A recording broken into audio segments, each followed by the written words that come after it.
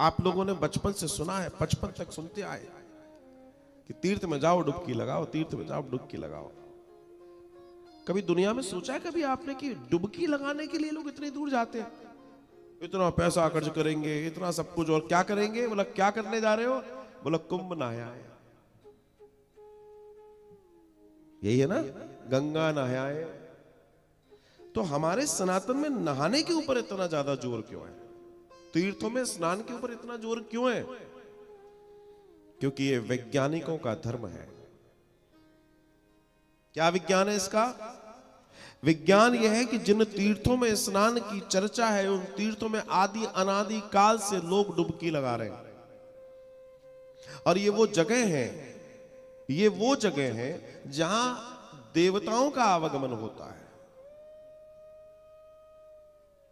तो हमसे क्या कहा जाता है? वहां जाएंगे, वहां डुबकी लगाएंगे, यही चर्चा होती है।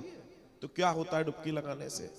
होता यह है कि जब हम उस क्षेत्र में पहुंचते हैं, उस क्षेत्र में पहुंचते हैं तो वो क्षेत्र सकारात्मक से भरा हुआ है, और साथ में वहां देवताओं की जो विद्यमान है देवता वहां पर। ठीक है? तो घटना क्या घटती है? घटना ये घटती है कि जब हम वहां पहुंचते हैं तो वहां जो पूरी एनर्जी है, ऊर्जा, जो देवताओं की ऊर्जा है, उसको हमें ग्रहण करना है। तो ग्रहण कैसे करेंगे? अब वो ऊर्जा है तो हम मुंह से खा तो सकते नहीं है, कान से सुन तो सकते नहीं है, हाथों में पकड़ सकते नहीं है, कपड़े में बांध सकते नहीं है। तो वो प्राप्त कैसे होती है? वो प्राप्त होती है डुबकी लगाने से। अब इस पूरी प्रक्रिया को समझिए। प्रक्रिया क्या है? प्रक्रिया यह है कि जब आप वहां पहुंचते हैं तो आपके मन में बहुत सकारात्मक विचार होते हैं, आप एक सकारात्मक ऊर्जा के साथ वहां पहुंचते हैं, और जैसे ही आप वहां पहुंचते हैं तो फिर आप डुबकी लगाने की तैयारी करते हैं। तो उस समय आपका मानस बिल्कुल पॉजिटिव है। अब क्या होगा? जैसे ही हम प्रवेश करेंगे उस जल में प्रणाम करके, तो हमारा जो शरीर है वो जब पानी में जाएगा तो शरीर के पोर खुलेंगे। अब जैसे ही शरीर के पोर खुलेंगे, 3.5 करोड़ पोर्स हैं हमारे शरीर में। कितने? 3.5 करोड़।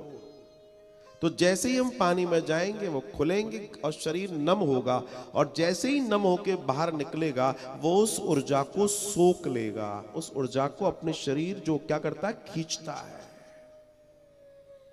ये करने हम वहां जाते हैं। तो जो परमात्मा की कृपा है, जो देवताओं का आगमन है, उनकी जो परम ऊर्जा है वो हम अपने अंदर इनहेल करते हैं इस स्नान के साथ में।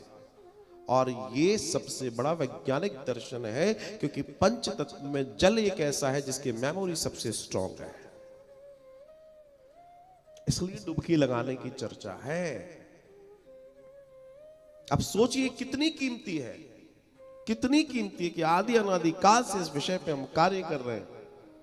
कोई डुबकी लगाने से ये थोड़ी है कि पहली डुबकी में कैलाश दिखेगा, दूसरी में ब्रह्मलोक दिखेगा, तीसरे में नारायण दिखेंगे ना, कछु नहीं दिखता। लेकिन इससे उसको देखने की तैयारी प्रबल हो जाती है, इसलिए डुबकी जरूरी है।